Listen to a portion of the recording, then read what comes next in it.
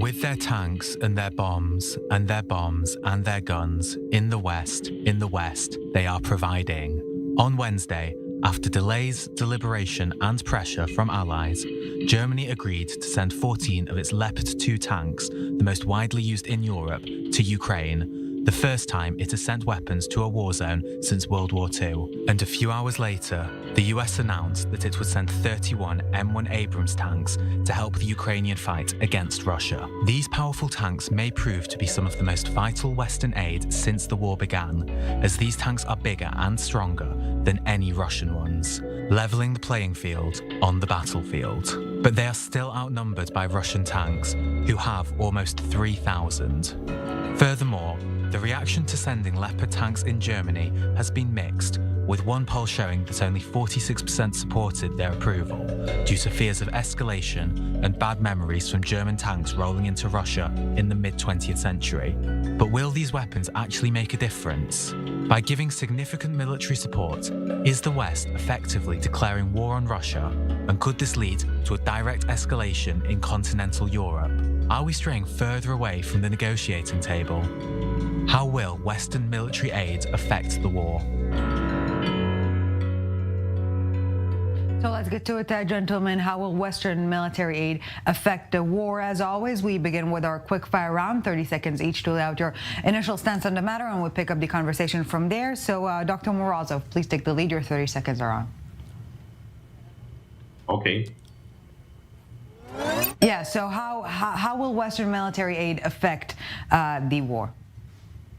Look, these 45 tanks that were announced yesterday actually will affect it more symbolically than technically, because Ukraine needs, according to Mr. Podolak, about 300, 400 tanks.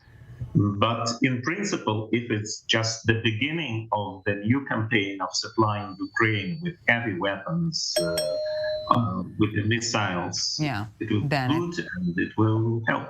Okay, Mr. Panchenko, your take? So, in my opinion, what Ukraine seeks here is to make up for the quantity Russia wields with the quality of the weapons we have received. And I agree that, yes, indeed, we still have a way to go with the quantities that we are going to fight with. But again, this is just the beginning. The big win here is that we have broken the taboo that previously existed in relations with the West. No tanks. Now we have tanks. Probably we'll have other weapons too. So this is about the dynamics, about the principal change therein, and about the hope for the increase in the quantities of the weapons. Last but not least, Kolyohin, your thoughts? I think it's outrageous that Germany is sending its tanks to almost to the Russian land. It happened twice before, during the First World War and the Second one, and we don't want the history to repeat itself. And the world and Germany should think how to make peace and not how to make war. I think this is the lesson they should learn already, because there is no enough tanks in the world to win this war and to do something in this war. You should talk about peace. Tanks rarely win wars. And on that note, gentlemen, let's open our discussion, and please feel free to interact. And let's begin from the point that Mr. Kolyohin was just making. Did Germany stalling sabotage the Ukrainian effort, or did Germany caved in wrongfully to the Ukrainian and Western pressure, Mr. Panchenko? I think that this was, even though this was a big political battle, I think this was a very right move, because if somebody seeks to have peace, he doesn't start a war in the first place. And what the West here and Ukraine are trying to do is basically to curtail the appetites of Russia, because the general idea according to which this war is flowing is that if we don't make Putin stop, he will never stop. It's a naive thing to think that he will stop at Ukraine or at other countries. So I think this is a very right, and we in Ukraine feel this is a very rightful decision, because this is the way to stop the war the quickest. Dr. Morozov, are you in agreement with Mr. Kolyohin's statement that Berlin might have made a mistake here? No, I also agree with Maxim. I think that it was the right move, but I want to ask another question. Please. The question is actually what can be considered to be the peace in this campaign? Because I don't now understand how can it be reached. Even if Ukraine will press Russian troops out of its territory, will it be peace? The answer is probably no. It will be just a break of the war for some time. So this is why I don't understand exactly how this war now can be finished. But today, the best thing is just to support Ukraine with as many weapons as possible. And yes, I think that Germany, as a part of today united Europe, has to do it. Mr. Kolyohin, Ukrainian officials are now warning Russia that the war will soon get to Moscow. Is Kyiv becoming a bit overconfident? I think that Kiev has its game in the mass media, especially in the Western media, and not on the battleground. But actually, maybe it's better because on the ground, it's ridiculous. Nobody can win a superpower that can destroy the world with its nuclear weapons. So it's just nonsense to think that if Ukraine will have more tanks or jets or missiles, the war will end. Maybe some companies, especially American ones, will be richer, and maybe some countries will have more power in Eastern Europe or in other regions of the world. Maybe some people will get more money or influence of that, but it will not end the war for sure, and Ukraine will not be in Moscow. Its troops will not be there. That's also for sure. Well, we need to speak on how it is being perceived from Moscow's standpoint. Russia obviously viewing it as a blunt provocation. Is the West, to an extent, pushing Russia against the wall here, effectively declaring a war, Dr. Morozov? Look, the question is, I think that from the very beginning, we have to remember who started the war. This is one thing. The second thing is actually from what the previous speaker said, Ukraine has just to accept the fact that they are smaller and that they are struggling with superpower and to give up. I just don't understand. They are struggling for their national sovereignty. And I think that in such a kind of a struggle, all the weapons that can be reached is unnecessary. But if I understand Mr. Kolyohin correctly, and please correct me if I'm wrong, he's claiming that Ukraine and Ukrainian soldiers are being utilized by exterior forces. Maxim Panchenko, are you in agreement with that? No, I most certainly am not in agreement with that. And let me go on some points that have been raised by the speakers in a couple of minutes before me.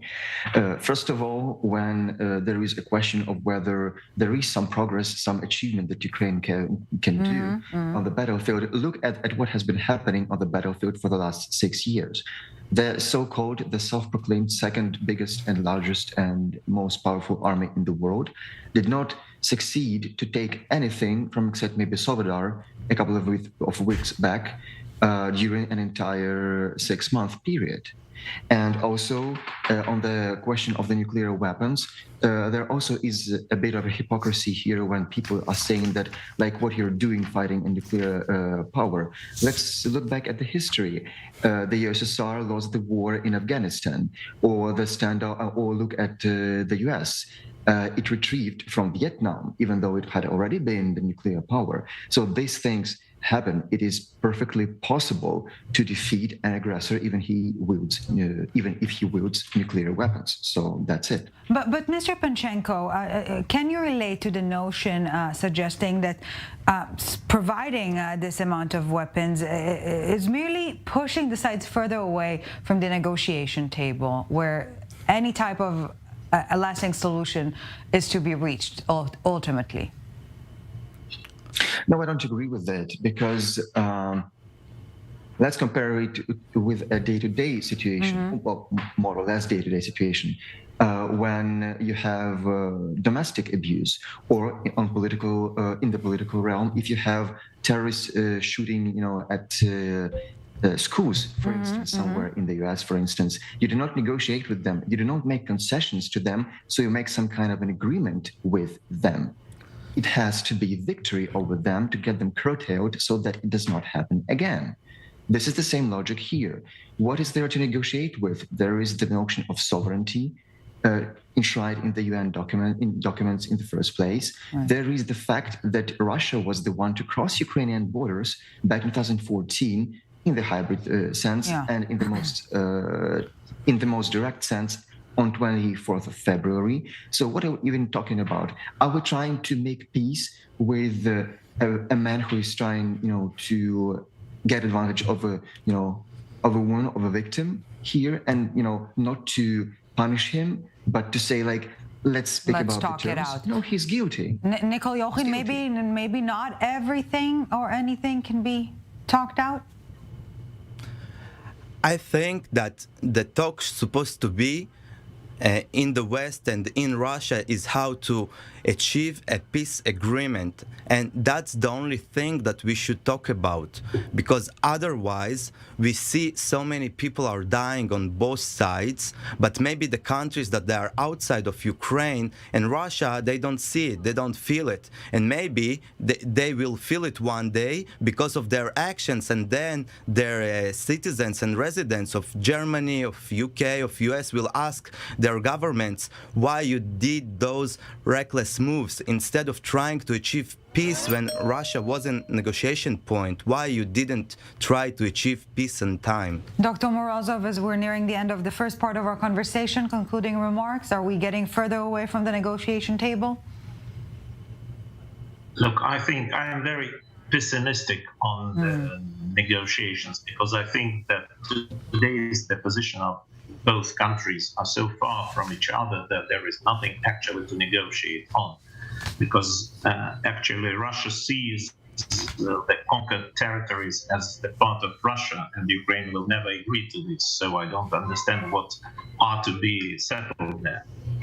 Yes, still a zero-sum game at this point in time. Gentlemen, you're staying with us. We need to take a very short break now, but when we get back, we discuss further the impact, of course, of the fresh Western delivery, and also what's the impact of the anti-corruption cleanup Vladimir Zelenskyy, the Ukrainian president, is engaged in. So do not go anywhere. You're staying with us. A few minutes break, and we're back with the summit.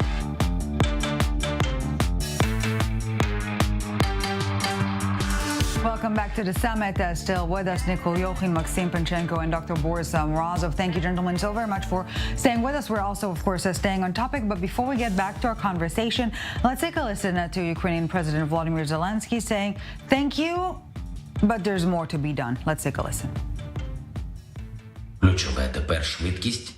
The key now is speed and volume.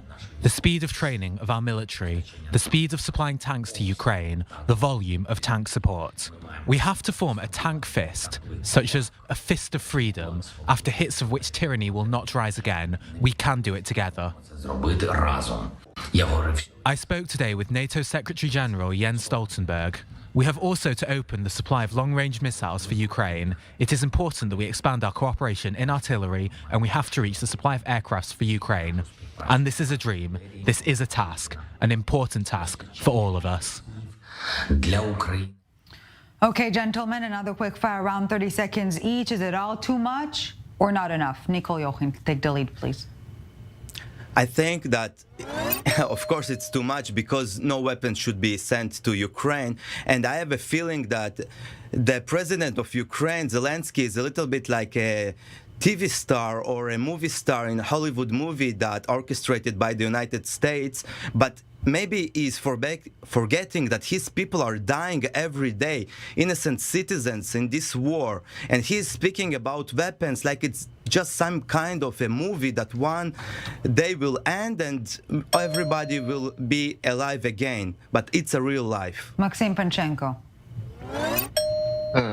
Responding to the previous speaker, to Mr. Kolyohin, how does it happen so that you say that the US orchestrated this deal and this thing that is happening, but still Russia is the one who crossed the borders, who made, Bucha, Irpin, and everything else? This is a rhetoric answer to your question, to the question in the first place: is the equipment enough? No, it's not enough. We broke the taboo, but we are on the upheaval in terms of quantities, and we need to push it further in order to show the predator its place. Last but not least, Dr. Boris Morozov, your thoughts? Look, I think, as I said already, it's not enough, but this is the start. And I want to remind one very good saying.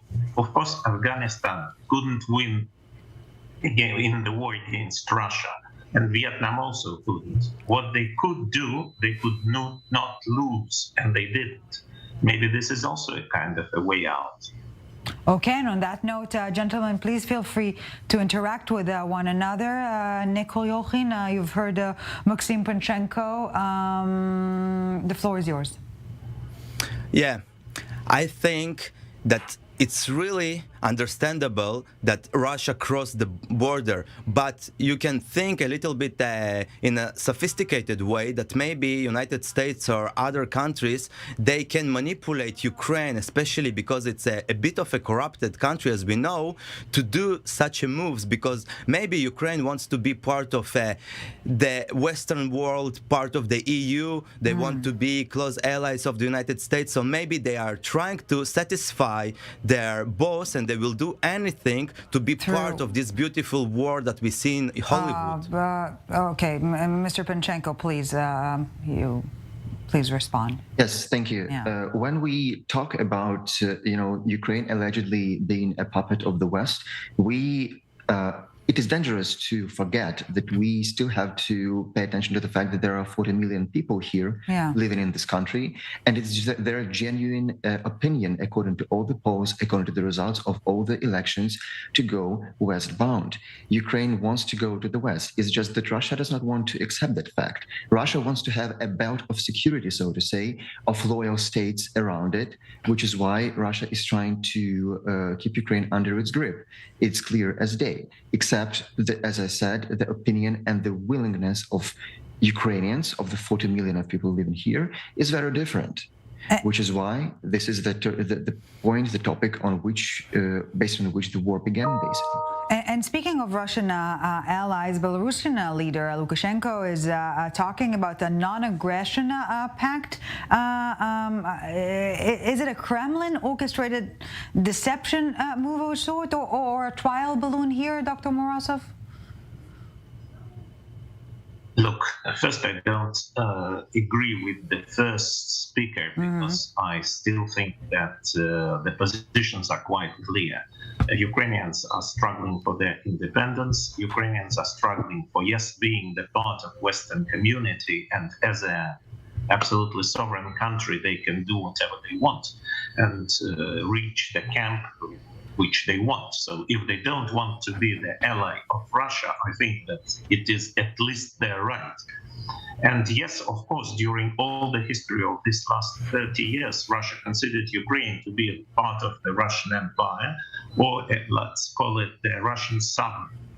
And it behaved this way. It just influenced the Ukrainian president, tried to put the people there in charge who were more or less associated with Russian politics, and so on and so forth.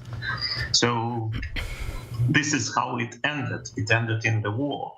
And Russia was, all the West tried to speak Russia out of this step, and they didn't manage. Personally, I think that not enough was made to stop the war before it started, because I think that the strong ultimatum from the West, let's say, addressed to Russia, could probably change today's situation, but it never happened. But we're hearing Zelenskyy telling Sky News today he's not interested in meeting, and I'm quoting, nobody, Putin, for peace talks. But what's the alternative here, Maxim Panchenko? The alternative here is, as I already mentioned previously, to push for a victory of Ukraine. That's the only way to curtail the the appetites of the aggressor. Because again, you cannot meet an aggressor halfway. Imagine if people back in the day, if governments back in the day wanted to meet Hitler halfway. Everything started with Czechoslovakia, didn't it? That's where they were trying to meet him halfway, but he went farther after it happened. So that's the role model of a situation that we can apply as an analog to what's happening now, which is why the ball on which we're keeping our eyes is the victory, and to that end, the quality and quantity of weapons is crucial. Kolyohin, Mr. Panchenko saying very clearly there is no middle ground here. Yeah, I understand, but it's not a game, it's not a chess game or something like that. What will happen? So this war will go forever and people will die forever, Russians, Ukrainian, and soon probably from other countries in Europe or the United States. What will be the end game? We should end this war. Okay, even let's say Russia is wrong and West is right or Ukraine is right. So what are you going to do now? You will send more and more weapons, more and more people, and they will continue to fight, and homes will be destroyed, people will die, and what will happen? How it will end? I don't understand the logic of the West of Ukraine. What will be in the end? Dr. Morozov, maybe you have the answer? So basically what you are proposing is just when you are ready to agree to it and just to enjoy. I don't understand the previous speaker. Look, as I said already, Ukrainians are struggling. And also, yes, it is a chess game in a way, because actually it's not only the war game, it's also the game of economy. It's also the war of politics. Right. I think that West is not doing enough to help Ukraine to win in this war. This is why I'm rather pessimistic. I can't foresee Ukrainian troops in Moscow, for instance. But I still think that if the Ukraine will reach its own borders, this will be a kind of political signal, and maybe something will change in Russia, in its political structure. Yes. Maxim Panchenko, in the short time we have left, your concluding remarks in 20 seconds, please. Yes, I would like to refer to the premise on which Mr. Kolyohin was operating. He said this is going to be a never-ending exercise. He's hinting as if the Russian resources are inexhaustible, but the very reason he's putting this forward is because they are exhaustible, and Russia is already afraid of that. So this is a good, point to keep in mind, and a good inspiration to keep pushing for more weapons, because Russia is already a little bit broken down.